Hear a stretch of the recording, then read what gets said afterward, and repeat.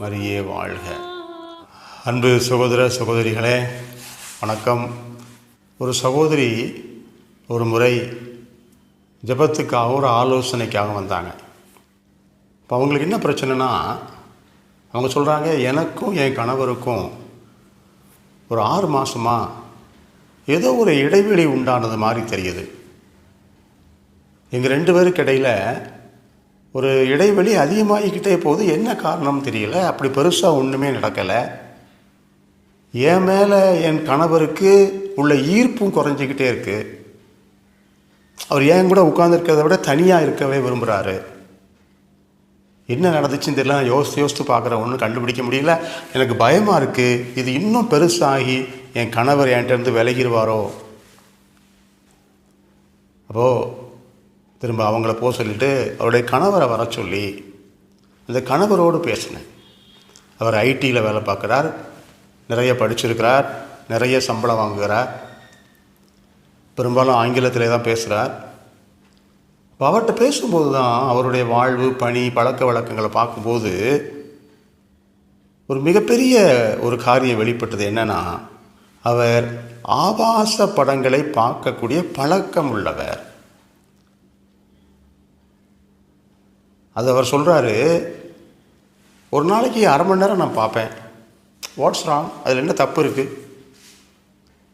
இப்போ டெய்லி சாப்பாடு 3 வேளை சாப்பாடு சாப்பிட்ற மாதிரி தினமும் 1/2 மணி நேரம் ஆபாச படத்தை பார்க்கக்கூடிய ஒரு பழக்கத்துக்கு அடிமையாகிவிட்டார். அவருக்கு அடிப்படையாக என்னென்னா, இதில் என்ன தப்பு இருக்குது? நான் என்ன சின்ன பையனா? நான் என்ன இளைஞனா? நான் திருமணமானவன் தானே. நான் பார்க்குறதுல என்ன தப்பு இருக்குது? 2வது, என் மனைவியோடு நான் நல்ல அந்யோன்யமாக இருப்பதற்காகத்தானே நான் பார்க்குறேன். வேறு தப்புலாம் எதுவும் நான் போயிடாதபடி செய்யாதபடிக்காகத்தானே இதை பார்க்குறேன்.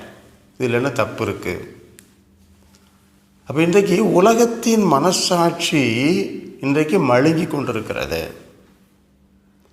இதில் என்ன தப்பு, என்ன பாவம் என்று கேட்கிற அளவுக்கு நம்ம பெரியவர்கள் தானே.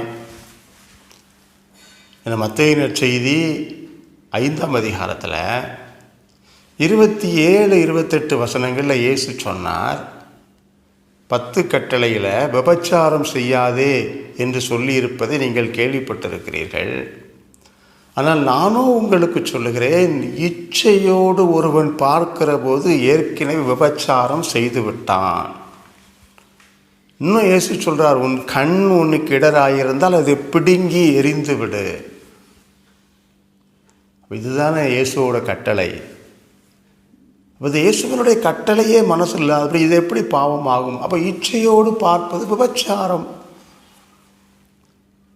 அப்போ இது கணவன் மனைவிக்கிடையே இந்த பாவம் சாத்தானை கொண்டு வருகிறது. இந்த சாத்தான் கணவன் மனைவிக்கிடையே அன்பை குறைத்து, உறவை குறைத்து, ஒருவரை ஒருவர் பிரிப்பான். அப்போ இது ஒரு மிகப்பெரிய பாவம் என்று அவர் உணர வைத்து, அவர் உணர்ந்து அதை நம்பி மிகப்பெரிய மன வருத்தத்தோடு அன்றைக்கி பெரிய பாவ சங்கீர்த்தனம் செய்தார். அதற்கு பின்னால் அவருடைய குடும்ப வாழ்வு அன்பும் இனிமையும் நிறைந்த குடும்ப வாழ்க்கையாக இருந்தது. நீங்கள் அதே போல் இன்னொரு நிகழ்வு, அருட்சகோதரி இம்மானுவேல் மில்லாட் அவங்க புத்தகத்தில் சொல்கிறாங்க,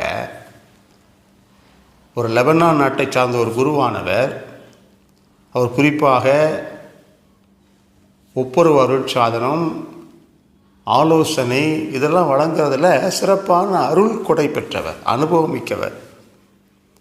அவற்றை ஒரு தம்பதியர் அவங்களுடைய 7 வயசு பையனை கூட்டிகிட்டு வந்து சொல்கிறாங்க, ஃபாதர், என் பையனுக்கு என்ன நடக்குன்னே தெரியல. ஏன்னா கிளாஸில் ஃபஸ்ட்டு அவன் நல்ல ஆரோக்கியமாக இருப்பான். ஆனால் இப்போ கொஞ்சம் மாதமாக அவனுக்கு அடிக்கடி சுகம் இல்லாமல் போகுது. ஃபஸ்ட்டு மார்க் வாங்கிக்கிட்டு இருந்த பையன் இப்போ ஃபெயில் ஆகிக்கிட்டு இருக்கான். ஸ்கூலுக்கு போக பிடிக்கல அவனுக்கு. ஏதோ ஒரு மனநோயாளி மாதிரியே இருக்கான். நாங்கள் டாக்டர்கிட்ட கொண்டு காமிச்சோம். டாக்டர் ஸ்கேன் எல்லா டெஸ்ட்டும் பண்ணி பார்த்துட்டு அவருக்கே என்னென்னு கண்டுபிடிக்க முடியல. மனநல மருத்துவர்கிட்ட கொண்டு காமிச்சோம். அவரும் பார்த்துட்டு கடைசியில் ஒரு பிரயோஜனமும் இல்லை. எங்களுக்கு என்னன்னு தெரியல. அப்போ இந்த ஃபாதர் அந்த பையனை, சின்ன குழந்தைய வெளியே போய் சொல்லிவிட்டு இந்த தம்பதியர்கிட்ட உட்காந்து பேசினார். அவங்களுடைய வாழ்க்கை முறை, பழக்க வழக்கங்கள் எல்லாவற்றையும் பேசும்போது ஒரு விஷயத்தை அவங்க சொல்கிறாங்க. என்னென்னா, எங்கள் மகன் இல்லாத நேரத்தில் நாங்கள் 2 பேரும் ஆபாச படங்களை பார்ப்போம். இது பல மாதங்களாக இப்படி பார்த்து இந்த ஆபாச படங்களை பார்க்குறதுக்கு அடிமையாயிட்டோம். இப்போ எங்களால் பார்க்காம இருக்க முடியாது. அப்போ இந்த குருவானவர் சொன்னார், இந்த ஆபாச படத்தின் வழியாக உங்கள் குடும்பத்துக்குள்ள அசுமதேயு என்கிற பேய் உள்ளே வந்து விட்டான். நீங்கள் தோபித்தாகமும் 3ஆம் அதிகாரம் 8வது வசனத்தில் நான் நேற்றே சொன்னேன், அசுமதேயு என்கிற பேய் தம்பதியர்களை கொல்லுகிற பேய், அது குடும்பத்தை கெடுக்கிற பேய். அப்போது நான் மொபைலில் இந்த ஆபாச வலைத்தளத்தை திறக்கிற போது, என்னுடைய லேப்டாப்லேயோ கம்ப்யூட்டர்லேயோ ஆபாச வலைத்தளத்தை திறக்கிற போது நான் சாத்தானுக்கு கதவை திறக்கிறேன். என் வாழ்க்கைக்குள்ளே, என் குடும்பத்துக்குள்ளே வர்றதுக்கு கதவை திறக்கிறேன். இப்போ அந்த ஃபாதர் சொன்னார், நீங்கள் இவ்வளவு நாளும் அறியாமலேயே அந்த சாத்தானை உங்கள் வீட்டுக்குள்ளே விட்டுட்டீங்க. அப்போ இந்த பாவத்தின் வழியாக சாத்தான் உள்ளே வந்துட்டான். இப்போ சாத்தான் பாவத்தின் வழியாக உள்ளே வந்துட்டான்னா அந்த சாத்தான் அழிப்பான், கொல்லுவான், திருடுவான். யோவான் 10:10 சொல்லுகிறது.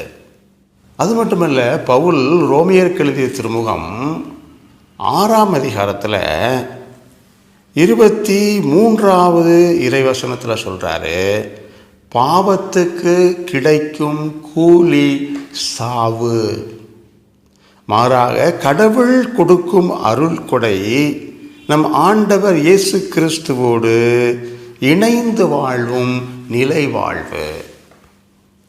இந்த குருவானவர் சொல்கிறாரு, கடவுள் தம்பதியர்களுக்கிடையே அந்த தாம்பத்திய உறவின் வழியாக வாழ்வின் கனிகளை கொடுக்கிறார்.